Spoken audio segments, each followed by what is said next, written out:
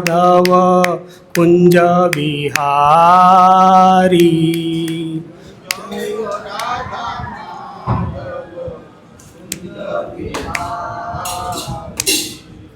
जयो राधा माधव कुंज बिहारी।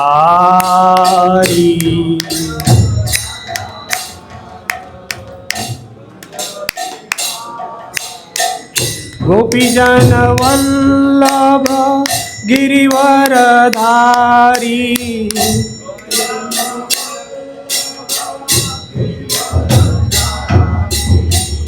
गोपीजन वल्लभ गिरिवरधारी।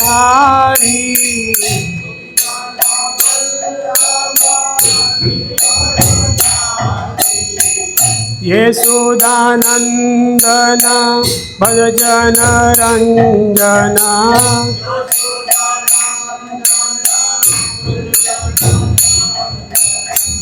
यशोदानंदन भज जन रंजन।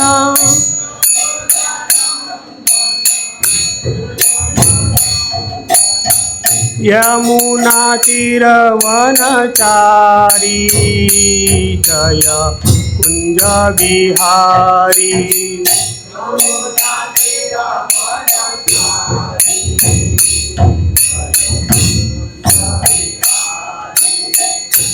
जय राधा माधव कुंज बिहारी।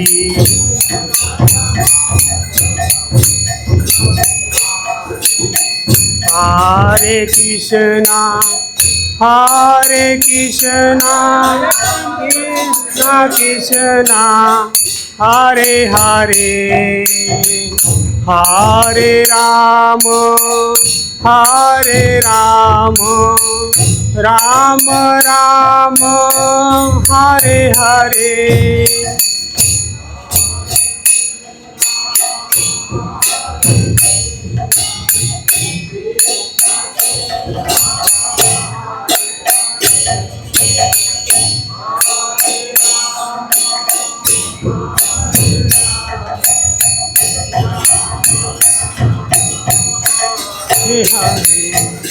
हरे कृष्णा कृष्णा कृष्णा हरे हरे।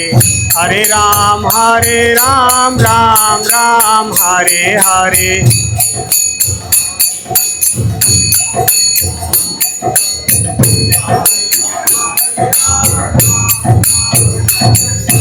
हरे कृष्णा कृष्णा कृष्णा हरे हरे। हरे राम राम राम हरे हरे।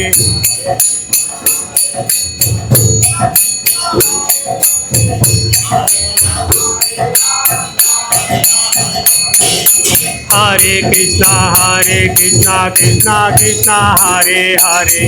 हरे राम राम राम हरे हरे।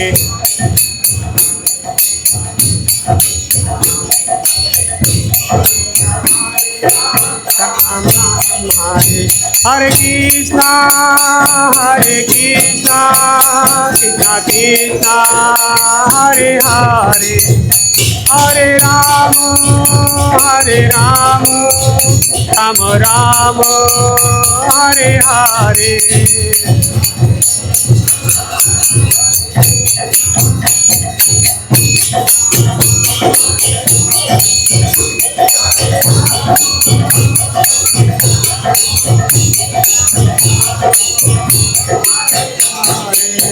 निताई गौर हरि बोल हरि बोल हरि बोल हरि बोल।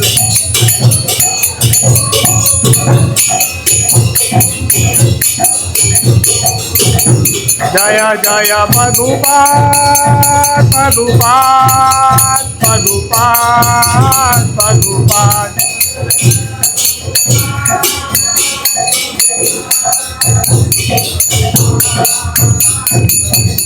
जय जय गुरुदेव गुरुदेव गुरुदेव गुरुदेव।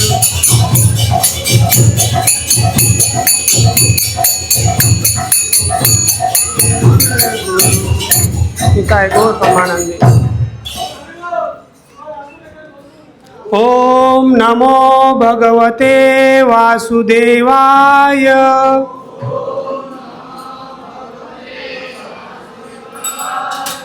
ओम नमो भगवते वासुदेवाय।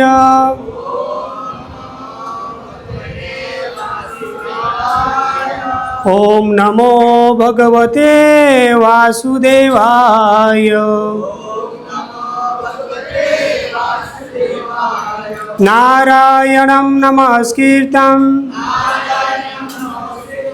नरं चैव नरोत्तमं देवीं सरस्वतीं व्यासं ततो जयमुदीरये। नष्टप्रायेषु अभद्रेषु नित्यं भागवत सेवया भगवती उत्तमा श्लोकया भक्तिर्भवति नैष्टिके। ओम अज्ञानतिमिरान्धस्य ज्ञानाञ्जनशलाकया चक्षुरुन्मीलितं येन तस्मै श्रीगुरुवे नमः। श्रीचैतन्यमनोभीष्टं स्थापितं येन भूतले स्वयं रूपं कदा मह्यं ददाति सम्पदान्तिकं। नमो विष्णुपादाय कृष्णपृष्ठाय भूतले श्रीमते भक्तिवेदांत स्वामिनिति नामिने। नमस्ते सरस्वती देवे गौरवाणी प्रचारिणे निर्विशेष शून्यवादी पाश्चात्य देशतारिणे। वाञ्छाकल्पतरुभ्यश्च कृपा सिन्धुभ्येव च पतितानं पावनेभ्यो वैष्णवेभ्यो नमो नमः। हरे कृष्ण चैतन्य प्रभु नित्यानंद श्री अद्वैत गदाधर श्रीवासादि गौर भक्तविंद। हरे कृष्ण कृष्ण कृष्ण हरे हरे हरे राम राम राम हरे हरे।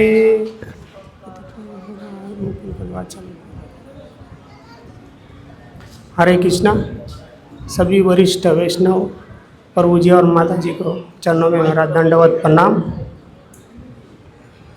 हमारे शिक्षा गुरु के आदेशानुसार आज हमको ये सेवा दिया है तो कुछ बोलने का प्रयास करेंगे और कुछ भूल चुकी हो तो क्षमा कीजिएगा। हरे कृष्ण। तो आज हम चर्चा करने वाले हैं महान पंडित महान वैष्णव जिन्होंने जब भी गौड़िया संप्रदाय पे आपत्ति आन पड़ी थी तभी उन्होंने गौड़िया संप्रदाय को इस विपत्ति से बाहर निकाला था। उनका नाम है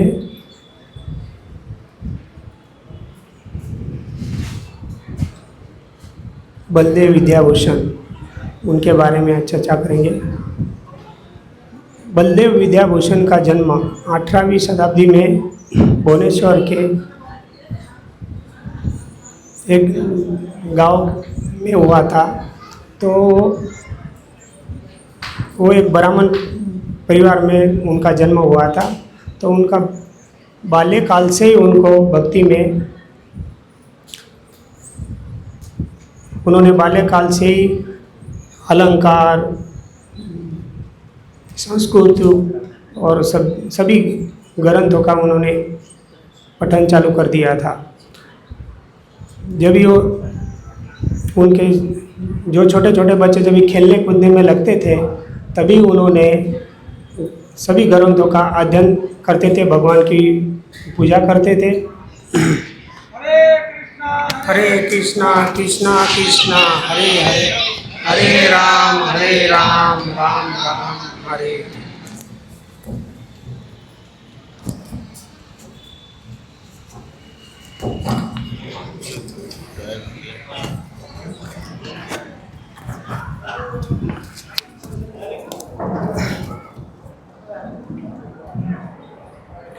हरे कृष्ण।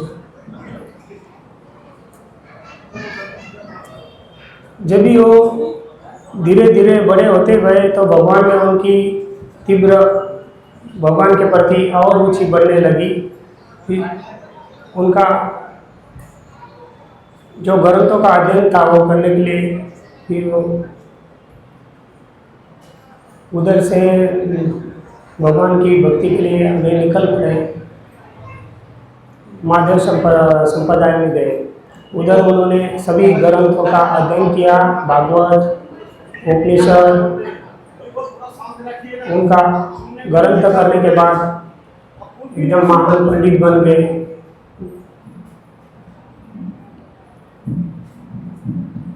उधर उन्होंने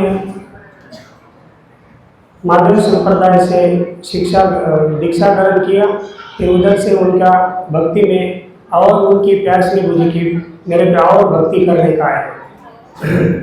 फिर उधर से पूरे भारत में वो भक्ति के लिए निकल पड़े।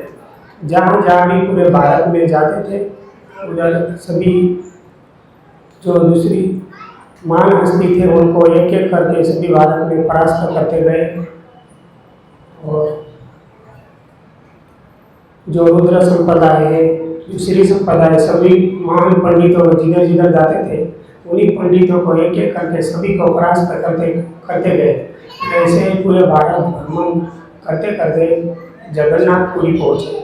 जगन्नाथपुरी में जाने के बाद उन्होंने उधर भी सभी जो महान पंडित थे, जो आचार्य थे, उनके साथ भी उनका शास्त्रार्थ हुआ। उनको भी उन्होंने सभी को परास्त करते गए।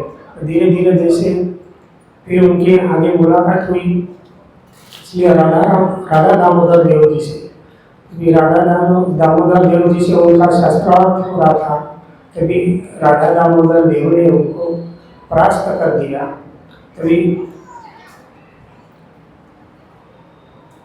ये अभी सोचने की बात है, जो पंडित पूरे भारत भ्रमण करके सभी बड़े बड़े पंडित, सभी महान हस्तियों को परास्त कर दिया था, तो जगन्नाथपुरी में राधा दामोदर देव के पास वो परास्त हो गए। तो उन्होंने राधा दामोदर देव के शरण में आए और उनको बोला कि मेरे को और आपसे पढ़ने की इच्छा है। जो आप श्री चैतन्य महाप्रभु जी के बारे में बताया है, जो उपनिषद के बारे में बताया है, उनमें और मेरी रुचि है, उनमें और मेरे को ज्ञान दीजिए। फिर राधा दामोदर देव ने उनको सभी पुस्तकों का, सभी ग्रंथों का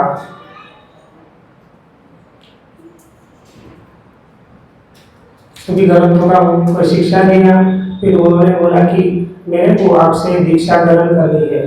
तभी राधा दामोदर देव जी ने उनको बताया कि आपकी पहले ही दीक्षा वैष्णव संप्रदाय में हो गई है, तो आप एक बार दीक्षा होने के बाद फिर से दीक्षा नहीं हो सकती है, क्योंकि आप एक गुरु के शरणागत हो गए, वो भी कृष्ण के भक्त हैं और आप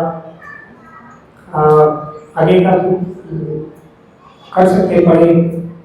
तो तभी उन्होंने एक बड़ा फेस्टिवल रखा, तो सभी बड़े बड़े महान हस्तियों, राजा को सभी को बुलाया और उन्होंने गौड़िया संप्रदाय चैतन्य महाप्रभु जी को शरणागत दिया।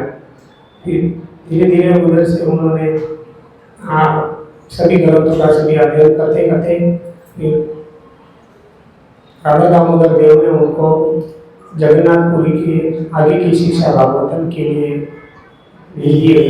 ये जगन्नाथपुरी से वृंदावन आए, तो वृंदावन में उनकी मुलाकात श्री विश्वनाथ सरस्वती ठाकुर जी से हुई, जो वृंदावन में बहुत बड़े भक्त थे पहले से। उनका सभी वैष्णव में वरिष्ठ थे और बहुत बड़े महान थे। तो उन्होंने उनके शरण में जाकर उनसे सभी ग्रंथों का आगे सब शिक्षाएं ग्रहण किया। फिर अचिंत वेदावेद के बारे में उनसे सब जाना। फिर उसी टाइम पे पूरे भारत पे मुगलों का राज्य था, औरंगजेब का। तो औरंगजेब ने पूरे भारत में त्राही त्राही मचा रखा था। जहाँ भी जाता था शंकर मंदिर, सब जो पंडित थे विद्वान, सभी पंडितों को मारता था और सभी मूर्तियाँ, सभी जो अपना अर्चा विग्रह है सभी खंडित करता था और सभी मंदिर अष्ट नष्ट कर देता था। वे उस टाइम पे उनके सैनिक को भेज के जो वैष्णव थे, ब्राह्मण थे, उनके सभी अंगूठा काट दिया जाता था कि वो गायत्री मंत्र ना जपे। तो उनके अंगूठे को ले जाके उन्होंने सभी उनके सैनिक को बताया था कि जितने तुम जलोई के साथ अंगूठे लेके आओगे उतना तुमको उनके भार के बराबर सोना दिया जाएगा। फिर उस टाइम पे वो सब सैनिक ऐसा करते थे कि सभी जिधर पंडित जी के जब भी वैष्णव थे गायत्री करते थे, भजन कीर्तन करते हुए के सभी के अंगूठे सब काट काट के लेके जाके राजा जयसिंह के पास देते हैं, अपने औरंगजेब के पास ले जाते थे। फिर वृंदावन में मालूम पड़ा कि औरंगजेब का वृंदावन में आक्रमण होने वाला है। तभी सब जो महान जो पंडित थे, जो पुजारी थे, उन्होंने सभी जो अर्चक विग्रह थे वो तुरंत सब मंदिरों से हटा के इधर उधर सब चारों जगह में छुपा दिया। कोई राधा कुंड, कोई दूसरी जगह से ले जाए गए। फिर उधर जब ये राजा औरंगजेब आक्रमण करने आ रहा था तो उन्होंने देखा कि वृंदावन में एक मंदिर के ऊपर एक तेल का दीपक बड़ा विशाल जल रहा है। तो इन्होंने बताया कि ये जो है, तो सैनिक को भेज के उनको भी नष्ट कर दिया सभी। जो अर्चक विग्रह इधर उधर छुपाए जो रखा था राधा कुंड में, और जो पुजारी थे उनके साथ फिर बाद में उनको जयपुर के लिए, जयपुर में बहुत बड़े महाराजा थे जयसिंह, उन्होंने सभी वैष्णव को, सभी जो चारों संप्रदाय के पंडित थे, वैष्णव थे, सभी को अपने शरण दिया था। जब भी मुगलों का राज्य था तभी वो जयपुर के जो राजा थे वो बड़े महाविद्वान थे, उन्होंने सभी को शरणागत दिया था। तभी इधर से सब मूर्ति और पंडित सब राजा जयसिंह के दरबार में लेके गए और उधर फिर राजा जयसिंह ने उनकी स्थापना किया और उधर पूजा चालू की। तभी जब भी सभी पुजारी वैष्णव पूजा करते थे गौड़िया संप्रदाय के, तभी श्री संप्रदाय के उनको थोड़ा अच्छा नहीं लगा कि भाई ये पुजारी अभी आके हमसे ज़्यादा पूजा पाठ वो सब करने लगे हैं। तो उन्होंने राजा के दरबार में जाकर राजा को बोला कि जो ये गौड़िया संप्रदाय है वो कोई पारमाणिक संप्रदाय नहीं है, और उनका जो ये पूजा पाठ है वो सब रोक दिया जाए और सभी पुजारी को उधर से हटा दिया जाए और हमको श्री संप्रदाय को सौंप दिया जाए। जब भी राजा ने फिर उधर से बोले कि ठीक है, मैं जो वैष्णव आचार्य है उनको बताता हूँ और उनको बुला के इससे बताता हूँ। तभी राजा जयसिंह ने एक पत्र लिख के वृंदावन को भेजे। फिर वृंदावन में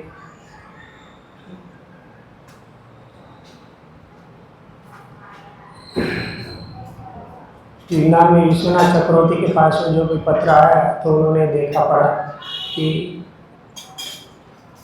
जो आपके जो आचार्य जो पंडित है वो श्री संप्रदाय वाले ने उधर से उनको स्थगित कर दिया है और उन्होंने बोले कि हमको सौंप दिया जाए।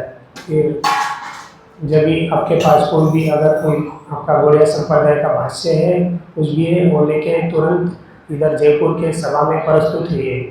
फिर जब विश्वनाथ चक्रवर्ती ने पत्र पढ़ के देखा तो कि उनकी उम्र बहुत हो चुकी थी, वो चल नहीं पाते थे ज़्यादा।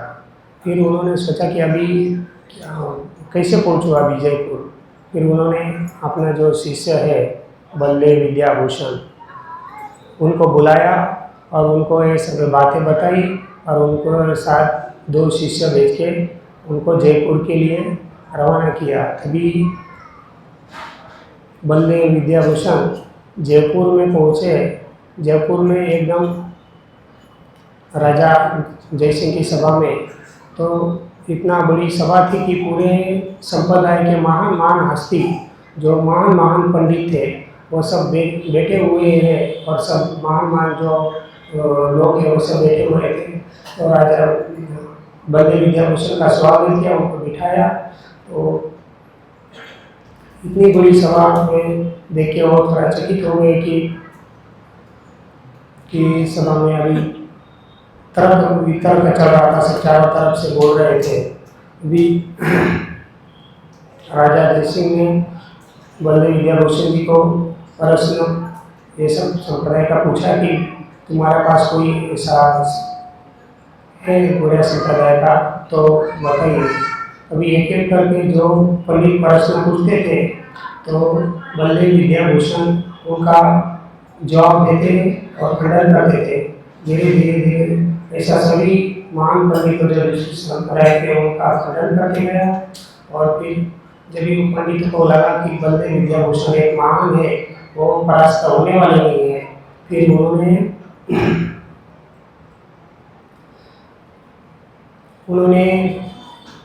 बोला कि तुम्हारा जो गौड़िया संप्रदाय का भाष्य है वो कोई प्रमाणित, तुम्हारे पास भाष्य नहीं है, वो बताइए आपके पास कोई गौड़िया संप्रदाय का कोई भाष्य होगा, जो 4 संप्रदाय का जो भाष्य है जो हमारे पास है, तो आपके पास कोई अगर होगा तो बताइए। तभी बलदेव विद्याभूषण ने बोले कि हमारा जो भाष्य है श्री चैतन्य महाप्रभु ने, उन्होंने स्वयं भागवत जी को अपना भाष्य प्रस्तुत किया है। तभी उन्होंने बताया कि ये कोई भाष्य नहीं है, ये तो बहुत पहले से ही, जब चैतन्य महाप्रभु नहीं थे तभी से भागवतम है और ये सभी संप्रदाय के पास है। अगर उससे कोई विपरीत कोई अगर दूसरा कोई आपका कोई भाष्य होगा तो वो प्रस्तुत कीजिए। बलदेव विद्याभूषण जी ने राजा जयसिंह से अनुमति ली और उनको बताया कि कुछ दिनों के अंदर मैं गौड़िया संप्रदाय का भाष्य प्रस्तुत करूंगा, कुछ दिनों की हमको मुदत चाहिए। फिर उधर से बलदेव विद्याभूषण सभा में से निकल गए। फिर उधर से एक राधा दामोदर मंदिर में गए। उधर सोचने लगे कि अभी मैंने तो बता दिया है कि भाष्य ला के प्रस्तुत करूँगा, अभी कैसे होगा, कैसे क्या होगा, सोचने पड़ गए एकदम। जब भी मंदिर में भगवान को प्रार्थना कर रहे थे, उनके साथ बातचीत कर रहे थे, बोल रहे थे कि भगवान अभी क्या होगा और कैसे होगा। तभी बहुत टाइम बीत गया, धीरे धीरे ऐसा उनकी उधर ही भगवान के चरण में आग लग गई, उधर ही सो गए। तभी भगवान स्वयं फिर उनके स्वप्न में आए और उनको दर्शन दिया और बताया, बलदेव उठिए, आप घबराइए मत, मैं आपके साथ हूँ, जो मैं आपको जो बताता हूँ उस भाष्य को आप लिखिए और प्रस्तुत कीजिए। फिर भगवान ने स्वयं उनको सभी ग्रंथों से भाष्य लिखवाए स्वप्न में। फिर सुबह में जब भी बलदेव विद्याभूषण जगे उठे तो उन्होंने देखा कि स्वयं भगवान ने उनको सब भाष्य के बारे में बताया है। सब वो चकित हुए और देखा तो जैसे उन्होंने भाष्य लिखना स्टार्ट किया तो उनको सभी धीरे धीरे करके एक एक करके सभी भाष्य उन्होंने लिखा। फिर थोड़ा दिन के अंदर भाष्य कंप्लीट करने के बाद उन्होंने फिर से राजा की सभा बुलाई और उनमें गौड़िया संप्रदाय का भाष्य प्रस्तुत किया। तभी सभी पंडित, चारों संप्रदाय के महान हस्ती, सभी पंडित सभी आए, सभी बैठे। तो एक एक करके सभी जो भाष्य है उनको दिखाए, उन्होंने सब पढ़े और सोच में पड़ गए कि ये भाष्य तो हमारे से एकदम भारी है और सब इसमें भगवान ने जो भगवान के मुख से ज्ञान निकला है वाणी निकली है और जो उपनिषद से गीता है उनसे सबसे ये निकला हुआ है। तो उन्होंने जो संप्रदाय के थे तो श्री संप्रदाय के बलदेव विद्याभूषण के चरण में आ गए और उनको बताया कि ठीक है, आपका भाष्य प्रमाणिक है और आपको जो गौड़िया संप्रदाय का जो भाष्य है उसको हम मान्यता देते हैं। फिर राजा ने सभी जो सभा में बैठे थे सभी ने बलदेव विद्याभूषण का जय जयकार किया और महाराजा ने उनको भाष्य का पत्र लेकर बना के दिया कि आपका गौड़िया संप्रदाय का भाष्य प्रमाण हो गया है। फिर तभी उधर सभी पूरे भारत में सभी मालूम पड़ा कि जो गौड़िया संप्रदाय का जो कलंक लगा था कि भाई हम भाष्य नहीं है, तुम्हारा कोई अस्तित्व नहीं है। तभी सब चारों जगह में सभी मालूम पड़ा कि हमारा जो बलदेव विद्याभूषण जी है उन्होंने राजा की सभा में अपना प्रमाण दिया है और अपना गौड़िया संप्रदाय का नाम ध्वजा लहराया है। तभी चारों तरफ मिठाई बटने लगी, दो नगाड़े बजने लगे। फिर उधर से जयपुर के जो राजा थे उन्होंने बलदेव विद्याभूषण जी को, उनका नाम पहले बलदेव था तो उनको राजा ने विद्याभूषण की प्रस्तुत किया और उनका नाम बलदेव विद्याभूषण पड़ा। फिर उधर से जो बलदेव विद्याभूषण ने उधर से वृंदावन आए, श्री विश्वनाथ चक्रवर्ती के ठाकुर जी के चरणों में गिरे और उनसे आशीर्वाद लिया और विश्वनाथ चक्रवर्ती जी ने उनको गले से लगाया और उनको बहुत सारा आशीर्वाद प्रदान किया। फिर धीरे धीरे जब विश्वनाथ चक्रवर्ती वो गोलोक धाम प्रस्थान कर गए, फिर उनकी जो गद्दी थी वो बलदेव विद्याभूषण ने संभाली और सभी जो उपनिषद है, जो भाष्य है, उन्होंने सब उधर लिखा और उनके बारे में सभी को ज्ञान दिया और बहुत सारे शिष्य बनाए। और फिर आगे उन्होंने एक जो भी पहले वो छोटे राधा दामोदर जो विग्रह थे जो स्वयं राधा रानी ने प्रकट किया था, उनकी सेवा पूजा करते थे। तो बाद में वो वृंदावन में तो वो विग्रह छोटे थे तो उनकी वो अच्छे से श्रृंगार नहीं कर पाते थे। उनका जो श्रृंगार था छोटे विग्रह का नहीं कर पाते थे। तो फिर स्वयं उनको जो उधर के पंडित थे, जो ये थे, उन्होंने स्वयं बड़ी अच्छे विग्रह उनको प्रस्तुत किया मंदिर में। फिर उन्होंने उधर पूजा सेवाएं की, उधर स्टार्ट किया। इसलिए बलदेव विद्याभूषण जी की जय। अभी हम दूसरी कथा करेंगे गंगा माता गोस्वामी के बारे में, जो भी बहुत महान वैष्णव थी, जिनका जन्म बांग्लादेश में हुआ।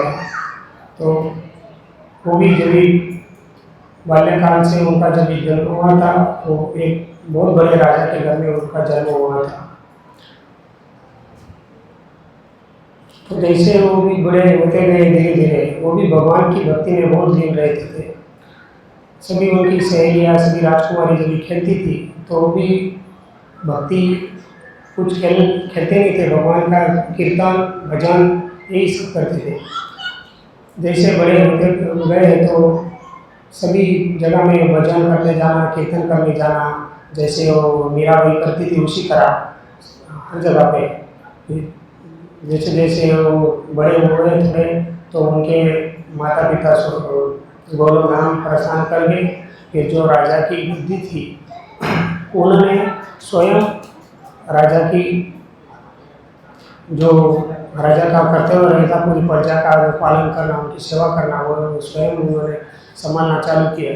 फिर धीरे धीरे थोड़ा दिन किया, उसके बाद उन्होंने देखा कि भगवान की उसमें भक्ति नहीं हो पा रही है उससे, तो उन्होंने राज्यपाट का पूरा त्याग कर दिया और उधर से निकल पड़े। वो उधर से वृंदावन के लिए आ गए। वृंदावन में आके उन्होंने बहुत सारे ग्रंथ और उपनिषद ये सब पाठ किया, पुस्तकों का ग्रंथ सब श्रवण किया, गोवर्धन परिक्रमा करते थे, पूरा वृंदावन परिक्रमा करते थे और भक्ति करते थे। तभी उन्होंने दीक्षा लेना चाहा तो उनको दीक्षा नहीं दिया, कि उनको बताया कि आप एक राजकुमारी हो, आपको दीक्षा नहीं मिलेगा। फिर उनको राधा कुंड भेज दिया गया। राधा कुंड में एक बहुत बड़ी कृष्ण महान भक्त रहती थी, उनके साथ उन्होंने लाखों जप करते थे रोज का, और जप करते थे, गोवर्धन परिक्रमा करते थे और जब पूजा पाठ करते थे। धीरे धीरे उन्होंने भक्ति में बहुत आगे बढ़ गए। उसके बाद वो जगन्नाथपुरी गए। जगन्नाथपुरी में उनका दीक्षा हुआ। फिर उधर उन्होंने दीक्षा लेने के बाद बहुत चारों जगह पे कीर्तन करना, पूजा पाठ करना और कथाएं करना, सब जगह पे वो कथा करने जाना, सभी भक्त बनाना, शिष्य बनाना, वही कार्य था। तभी फिर धीरे धीरे करके इनसे पूजा पाठ करने के बाद अभी वो जो स्नान मेला भरता है उस टाइम पे, गंगा स्नान, उस टाइम पे उनकी तीव्र इच्छा हुई कि मेरे को भी गंगा स्नान करने का है। फिर उन्होंने सोचा कि अभी गुरुदेव ने मेरे को बोले कि जगन्नाथपुरी छोड़ के आप नहीं जा सकते, जगन्नाथपुरी में ही आपको रहने का है। तो एक बाजू में छोटा झील था, उधर वो जगन्नाथपुरी में उधर स्नान करने के लिए गए और उधर सोचना पड़ गया, अगर मैं गंगा नदी के तट जाती और गंगा में स्नान करती तो कितना अच्छा होगा। तभी उधर से अदृश्य एकदम स्नान करने करते करते अदृश्य हो गए, जगन्नाथ मंदिर के अंदर पहुंच गए। मंदिर में भगवान के चरण में पहुंच गए। तो सभी सुबह में जब भी पंडित लोगों ने जगन्नाथ मंदिर द्वार खोले और मंदिर में प्रवेश किया, देखा कि कोई एक लेडीज मंदिर में प्रवेश किया हुआ है। उन्होंने उनको चोर समझ के जेल में डाल दिया। जेल में डालने के बाद राजा को बताया कि मंदिर में चोरी करने आए थे, शाम अंदर कैसे गए मालूम नहीं। फिर एक दिन हो गया, रात को जगन्नाथपुरी के राजा के स्वप्न में स्वयं जगन्नाथ भगवान आए और उनको बताया, जो अपने जेल में जो महान वैष्णव को बंद किया है उनको तुरंत रिहा करो और उनसे दीक्षा ग्रहण करो, वो एक मेरे महान भक्त है। फिर राजा ने इसको तुरंत जाके उनको रिहा किया और उनके शरण में आए और उनसे दीक्षा ग्रहण की। फिर उनके बाद उनका नाम पड़ा गंगा माता देवी दासी, उनका प्रेम। फिर उन्होंने असंख्य शिष्य बनाए और भक्ति की लहर आगे बढ़ाई। हरे कृष्णा हरे कृष्णा कृष्णा कृष्णा हरे हरे, हरे राम राम राम हरे हरे। हरे कृष्णा। कोई वीडियो की तस्मा कीजिएगा। हरे कृष्णा।